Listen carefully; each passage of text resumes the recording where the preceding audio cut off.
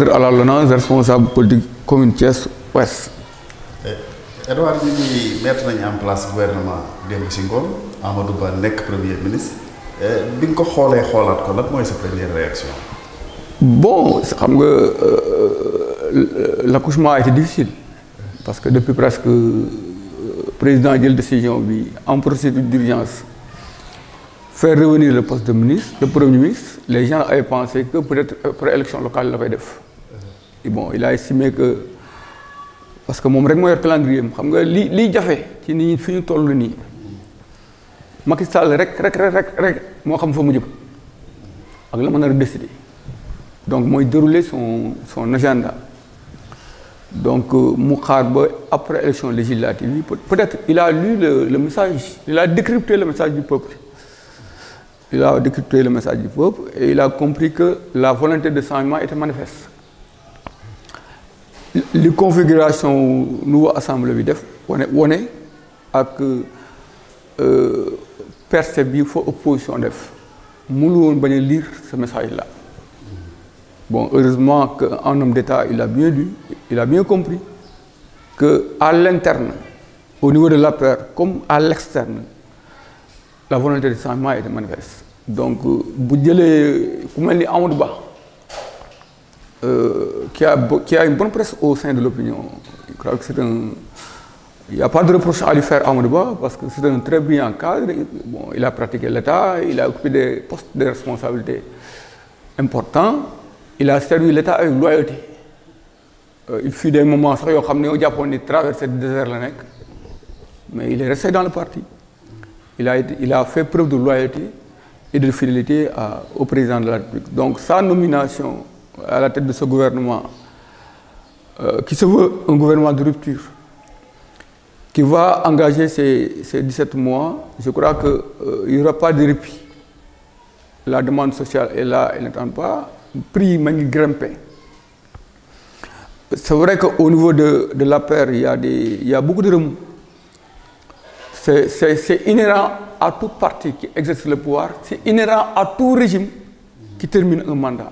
Il faut que moi am parce que bëri na ci maa ngi ko doon wax sama dernière émission bi bëri na nekk ñu nekk ci biir système bi ñoo xam ni dañuy am ay plan A, plan B, plan C, président dana nekk lii dana nekk lii. Il y a des gens qui ne il y a même des gens qui ne défendent plus le président de la République. Ce qui n'est pas normal. Je crois que le président jox na ay nit responsabilité pendant plus de 10 ans. J'avais dit sur ma dernière émission le premier principal enseignement président va retirer mooy mu favoriser le rajeunissement de l'élite politique dirigeante et créer les conditions d'une alternance dans la dévolution des responsabilités. Mooy laaj na ci biir APR à l'interne ñu jëlaat yeneen force politique yi nekk à l'interne yàgg ci parti bi peut-être des cadres brillants ñu nekk ci biir ñu jox leen ay responsabilités. Je crois que ça permettra ñooñu ñu aller à la conquête d'une nouvelle majorité parce que élection bii ni Macky Sall 2012 Macky Sall bu bëggee yem ci ñooñu ci 2012 électoral 2012 bi du avancer du reculer loolu baaxul ci moom pour mu mën a capter l'électorat ñi nga de xam ne dem nañu de 2012 à 2022 ñi 2012 2022 am nañu 16 ans ñooñu am nañu 16 ans bu ñëwee ils auront dañuy am l'âge de voter donc war nañu am d'autres forces qui vont susciter l'espoir, qui vont créer l'espoir pour que nous capter cette majorité-là. Il a besoin en tout cas de ce renouvellement-là. Et je crois qu'Amadou Ba est un homme de rupture. C'est un homme qui est conscient des enjeux. Il ne sera pas là, il va plonger et il va apprendre à nager. S'il ne sait pas encore nager, c'est un cadre crédité, d'une intégrité intellectuelle et morale indiscutable. C'est quelqu'un d'une probité du moins intellectuelle et morale indiscutable. Je crois que j'ai espoir, en tout cas attentif président de la République am ci moom dana relever les défis yi nga xam ni président moom la bëgg mu ki ko à la tête du gouvernement. Au-delà de Amadou Ba, est-ce que composition gouvernement bi dina répondre ci ni nga ko waxee léegi? Non, composition du gouvernement bi xam nga on a parfois tendance à discuter de ce que le président fait en termes de nomination. Moom moo yor pouvoir discrétionnaire bi moom moo dem Sénégalais yi fal ko xam naa ni grille de lecture et d'analyse de renseignement yi mu am bay tànn nit moom moo ko xam mais je crois que composition gouvernement bi ñi ma ci gis pour la plupart c'est des gens très compétents c'est-à-dire expertise bi mu ngi ci bi la qualité est dans ce gouvernement là am na qualité bi l'expérience est dans ce gouvernement là ñooñu le chef d'équipe est un bon chef d'équipe ñi ma gis ci gouvernement bi man de rassuré nañ ma dans mon intime conviction que comprendre nañu 17 mois yi ñu jëm parce que 17 mois yi ñu jëm bu ñu nax suñu bopp. très difficile. Ce sera extrêmement difficile. ci plan yëpp nag. à tout point de vue du yomb ñi jëm président mën a am parce que critère bu ñu lay nommé mooy nga wóor nga fidèle nga loyal le président a nommé des gens qui sont sûrs c'est-à-dire que ñoo xam ni du douter ci seen loyauté parce que nit ñi tàmm nañu parfois yenn cadre yenn élite yi su ab président dama mandaam di bëgg a jeex ñu wut prétexte buñ ci génnee wala ñuy mer di génn mais ñi ma gis ci gouvernement bi nii ils peuvent créer les conditions d'une continuité du pouvoir par la majorité présidentielle et c'est ça le défi qu'il faut relever le défi qu'il faut relever moi je dis que Senghor Abdou Diouf a réussi sa succession Senghor l'a échoué Senghor a réussi sa succession avec l'article 35 Abdou Diouf l'a échoué avec la refondation du PS Abdoulaye Wade l'a échoué avec le projet d'évolution monarchique mais je crois que Macky Sall va créer en tout cas les conditions à ce que cette majorité-là puisse continuer à gérer le pouvoir comme Wade lui-même le président Wade l'a dit que la majorité libérale continue à gérer le pouvoir pendant 40 ans. bu ñu jëlee kaawu Thiès de moom reconduction moo fi am naka nga jàngate loolu. non kaawu Thiès man dama mus a nekk ci benn je le dis souvent les gens me disent que vous êtes régionaliste.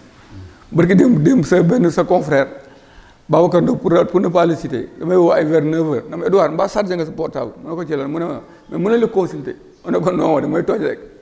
ma ne ko ce qui est important le combat parfois que moi je may porter c'est au nom des intérêts supérieurs de Thiès c'est-à-dire que Thiès a une histoire a un passé Thiès compte dans le landerneau politique Thiès ne peut pas être écarté du dispositif de décision c'est-à-dire que le dispositif de décision le plus restreint c'est le conseil des ministres pour moi c'est-à-dire quelles que soient les personnes que le président veut désigner Thiès ne devait pas être écarté du gouvernement et ceux qui ont été désignés et qui ont été reconduits mu doon Diatara mu doon pas Amadou Ndiaye mais ils ont travaillé c'est-à-dire que la grille d'appréciation bi ñu war a mën a jël pour les reconduire c'est leur performance leur management des départements yi ñu doon gérer ils l'ont bien géré certains ont évoqué à un certain moment pour dire que Thiès devait être écarté pour am nañu njëriñ président mais c'est faire une très mauvaise lecture Dakar amul waaye à Dakar 95 000 voix lañ leen fa gagné ça n'a pas empêché le président de faire de lui premier ministre donc Thiès compte donc je me félicite que c'est authentique Thiessois mu doon pas Amadou Ndiaye qui est très méritant c'est des gens là ont mouillé le maillot durant ces élections là les dernières élections Thiès def nañu lu ñu mën def nañu lépp mu doon Diatara mu doon Idrissa mais Idrissa a beaucoup s'est beaucoup investi durant ces dernières élections législatives bon les populations ils ont toujours le dernier mot donc j'en profite pour adresser mes félicitations à mon jeune frère Yankoba Diatara au ministre Amadou Ndiaye je pense que j'attends d'eux qu'ils restent dans une position fédératrice parce que Thiès va continuer à être un enjeu. Thiès est difficile. Les 3 communes de la ville sont contrôlées par les Yewwi. Birame Souleye s'est renforcé. Au moins maintenant, il a une posture, il a une légitimité, un leadership national. Il va falloir que les ministres qui ont été désignés à Thiès, qui sont de Benno, de Rewmi comme de l'APR, soient dans cette posture de pouvoir fédérer à Thiès, de pouvoir créer les conditions à ce que la reconquête puisse être possible ci élection yi ñu jëm mais je dis en même temps le président ne doit pas s'arrêter là le président dans la distribution des responsabilités il doit penser à d'autres forces politiques surtout que ci li ñu annoncé kon dafa mel ni Augustin Tine moom tuddaguñu ko. non le directeur de cabinet. non Augustin Tine bon tudduñu ko c'est un éminent responsable de l'APR. Je crois qu'il a accompagné le président de la République durant ces moments d'épreuve. C'est comme mon jeune frère Abdou Mbow. Je prie ardemment qu'il soit responsabilisé. Aussi au niveau de l'Assemblée. Non, il faut Abdou doit pouvoir être rassemblé. Abdou est porte-parole adjoint de la paix. C'est quelqu'un de très engagé, c'est quelqu'un de très méritant. C'est-à-dire qu'il a été de tous les combats. Il est toujours constamment au front pour défendre le président de la République. Je crois que dans le cadre de la recomposition politique et de la redistribution des cartes, le laisser comme député simple à l'Assemblée nationale, c'est plus qu'humiliant. Moi, je dis, et j'interpelle le président de la République, il est d'état. Bon, c'est à lui vraiment, c'est lui qui nomme aux emplois civils et militaires, mais je crois que Khamna Abdou Mbow dëggoom ak engagement. Donc, je souhaite vraiment pour l'équilibre à Thiès, autant on a nommé Dr Pam Amadou Ndiaye et Diatara, qui sont de la commune ouest. Ils sont de la commune ouest. Oui. Les autres communes, il y a un déséquilibre dans la distribution des responsabilités. Ablaye Dièye doit pouvoir être nommé à un poste de responsabilité. Maodo Malim Baye, déjà, il est dans une position de responsabilité. Ces communes-là doivent consolider. La commune nord, il n'y a aucun homme politique là-bas qui occupe des responsabilités. Et il y a de brillants cadres. Pape Malik Sow, Malay Diop, le jeune Cheikh Ndoye, Lamine Ndiaye. Il y a de très brillants cadres dans cette commune nord-là. Et cette commune nord-là, jusqu'à présent, le président tarde à responsabilité des cadres là-bas. Et c'est des gens qui ont mouillé le maillot, qui sont battus, qui sont constamment sur le terrain politique. Donc, j'espérais en tout cas que le président de la République est conscient de ça et que peut-être qu'il apportera les correctifs. Parce que Augustin Tine, qu'on le veuille ou non, c'est une personnalité de la paix. Je crois que ce soit lui, que ce soit mon frère, mon grand frère Dembo Diouf, ils sont très méritants. Ils étaient là durant des moments d'épreuve. Dans le cabinet. Hier, j'ai appelé Maimouna Sène, heureusement qu'elle est maintenant parlementaire. Elle a remplacé quelqu'un. Elle est méritante. Je crois que, donc, de façon générale, Thiès doit continuer en tout cas à jouer ce rôle de locomotive. Thiès l'a toujours été. C'est la raison pour laquelle, à la veille du remaniement, j'avais élevé la voix pour interpeller directement le président de la République parce qu'il n'est pas question que Thiès soit écarté du dispositif de décision. Absolument. Mais après, vous tenez en compte Thiès du camp du pouvoir, votre collègue Birame Souleye a été renforcé. Oui, il faut en tenir compte. Il faut en tenir compte. Le politique, nous moi,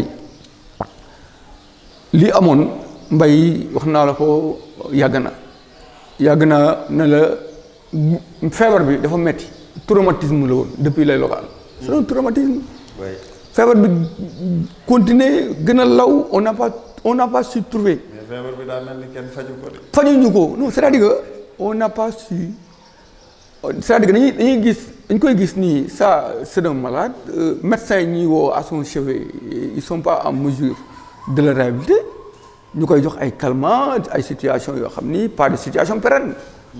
On n'a pas travaillé à Thiès. Le problème de Thiès, moi, on n'a pas travaillé pendant 12 ans à créer un leadership local fort.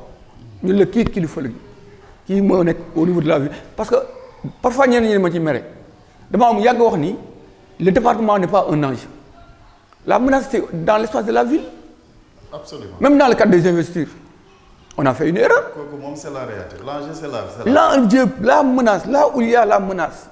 Parce que le département... J'ai dit, par rapport aux investitures, les vidéos sont là. J'ai dit, faisons attention à la commune nord. Si on fait de mauvaises investitures, Birame Souleye sera maire de la commune nord et Sonko aura un pied à Thiès.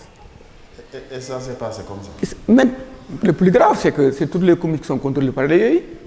Donc dans cet espace-là, que faire pour faire bouger les lignes, pour inverser la tendance, se faire accéder les jeunes à favoriser une alternance dans la distribution de la promouvoir les jeunes, il faut les promouvoir. Il faut qu'à Thiès, que les jeunes soient promus. C'est la raison pour laquelle Tout à l'heure, j'ai évoqué le cas de Abou. Il faut qu'il soit responsabilisé.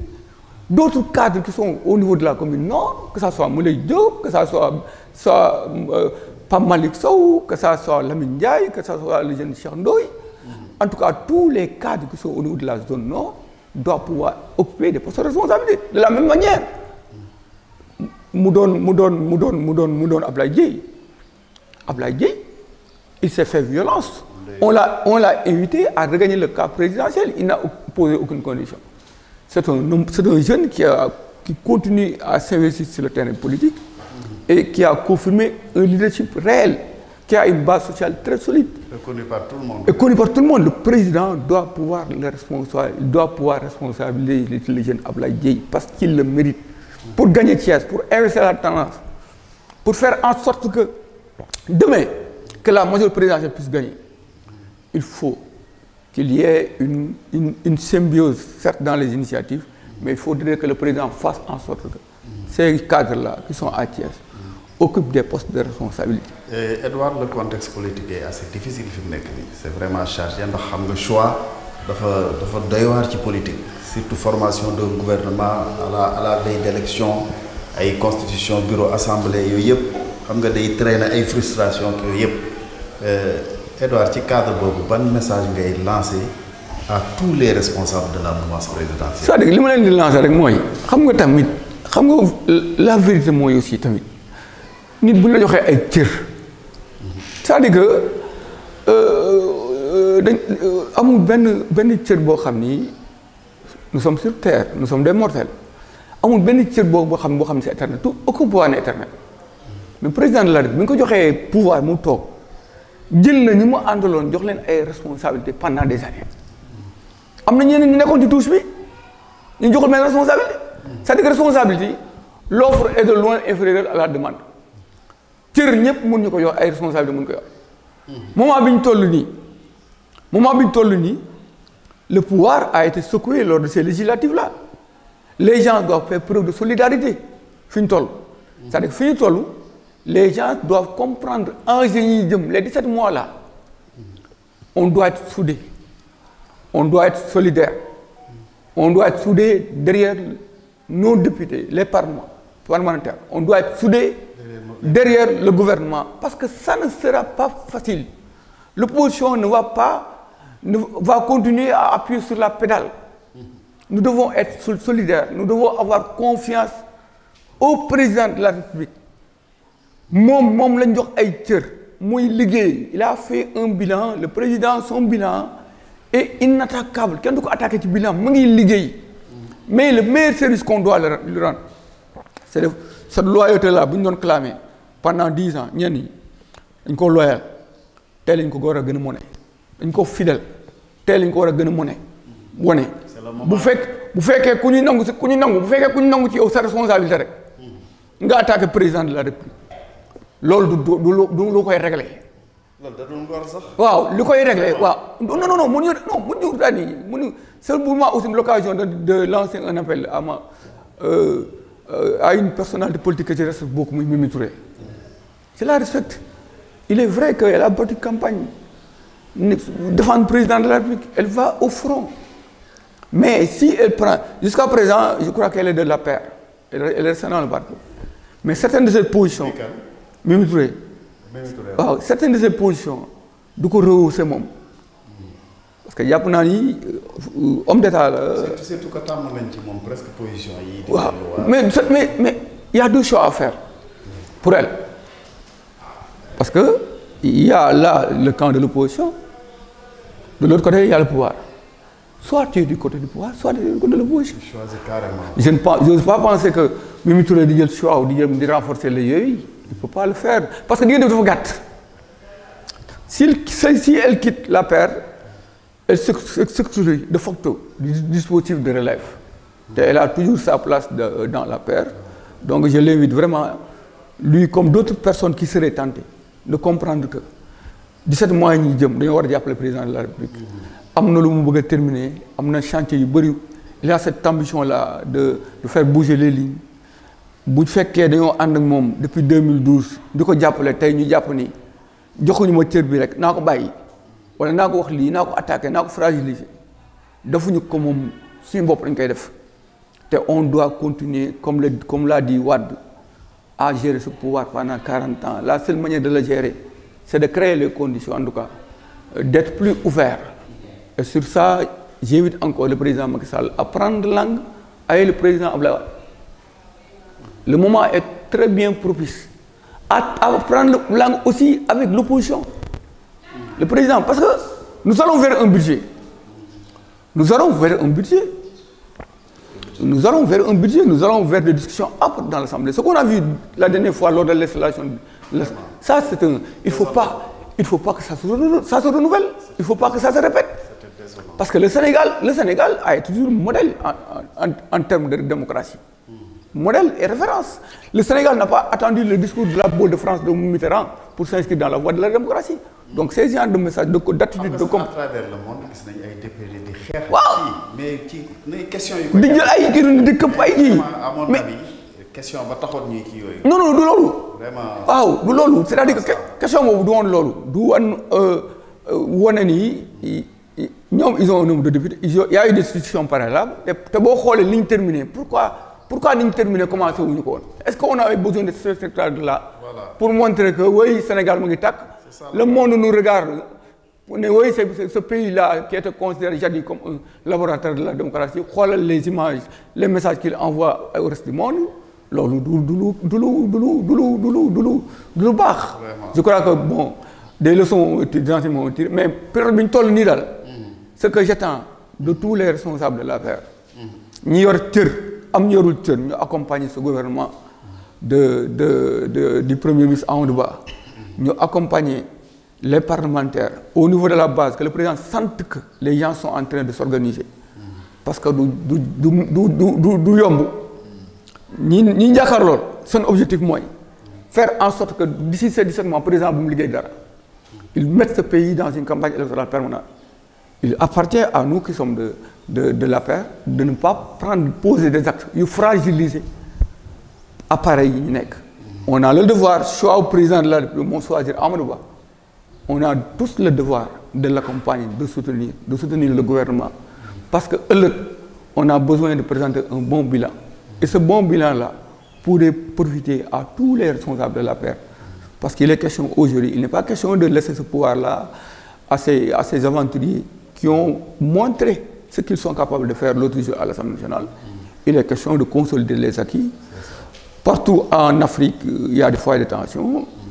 Alhamdoulilah, le Sénégal est jusqu'ici épargné. Donc c'est notre devoir en tout cas de faire en sorte que de ne poser aucun acte pour concourir à ça. Mais vous me permettrez toujours, et je le dis toujours, à chaque fois que je viens à cette émission-là, je viens sur autorisation de mon directeur général, la Diop. Je crois qu'on a parlé de gouvernement de combat. Il y a quelques mois, il avait invité les responsables à être dans cette dynamique-là, parce qu'on va vers le combat, ça ne sera pas facile. Maintenant, il mène son combat déjà à la LONASE. Non, c'est un gouvernement de combat. Parce que ceux qui sont en face de nous et qui ont pensé aujourd'hui, qui voulaient nous pousser à une cohabitation, ne vont pas rester les bras croisés. Ils vont se battre. Il revient à tous ceux qui disent qu'ils aiment le président de la République. L'Adiop aime le président de la République. C'est quelqu'un de très loyal au président de la République. C'est quelqu'un, moi je suis de la LONASE, qui est en train de faire des résultats au niveau de la LONASE. Donc je pense que ce message-là, c'est le message que je lance. J'invite tous les acteurs politiques qui évoluent dans le secteur présidentiel de se préparer à ce combat-là. Parce que ça ne sera pas facile d'être solidaire. Le combat, c'est d'être un bouclier derrière le président de la République, d'être un bouclier derrière sa majorité, autour de sa majorité, et de faire en sorte qu'il n'y ait pas d'instabilité. Parce que s'il y a une instabilité, le bilan, population est une Mitterrand disait qu'une élection ne se gagne pas seulement sur la base d'un bilan économique. Il y a d'autres éléments psychologiques et affectifs qui entrent en ligne de compte. Donc c'est à ça que les invitent. Il faut qu'il y ait, aujourd'hui plus que jamais, une union sacrée derrière le président de la République. jërëjëf Edouard Lotouf ñu amoon mbégte lool dalal la invité woon la pour laaj la sa xalaat ci gouvernement bees bi nga xam ni tëral nañ ko kon nag ñu di la sant di la gërëm nga tàggatoo nag internautes yi ñu daal di tëj. waaw di gërëm ñëpp di ñaan toujours li ma koy wax rek Sénégal nekk ci jàmm di waxaat rek comme sama début émission di féliciter ministre Amadou Ndiaye ak Yankhoba Diattara di wax président rek message moo koy lancé mooy na penser aux autres acteurs de Thiès de la vie politique thiessoise de l'APR ñi nga xam ni yàgg nañ ci parti bi di xeex nekk ay jeunes très engagés di xeex na leen xalaat ci responsable dañuy joxe di ko wax ne ko rek Thiès moom ca ginnaawam lañu nekk bien que électorat bi am na électorat bu ñu tourné le dos du tere ñu continuer le travail au niveau de la base te ci loolu lu koy mën a favoriser mooy que les ministres Amadou Ndiaye ak Diattara ñu nekk dans une posture fédératiste créer les conditions à ce qu'il y ait qu'ils impliquent tout le monde qu'ils impliquent parce que fi ñu jëm yombul li ñu war a def être ensemble pour faire face à cette menace-là parce que en vérité c'est une véritable menace. waaw yooyu ay parvenir à créer à installer une menace ànd booloo nekk benn mooy tax ñu mën a jàkkaarloo ak ñoom. jërëjëf Edouard ñu sant la gërëm jërë ngeen jëf.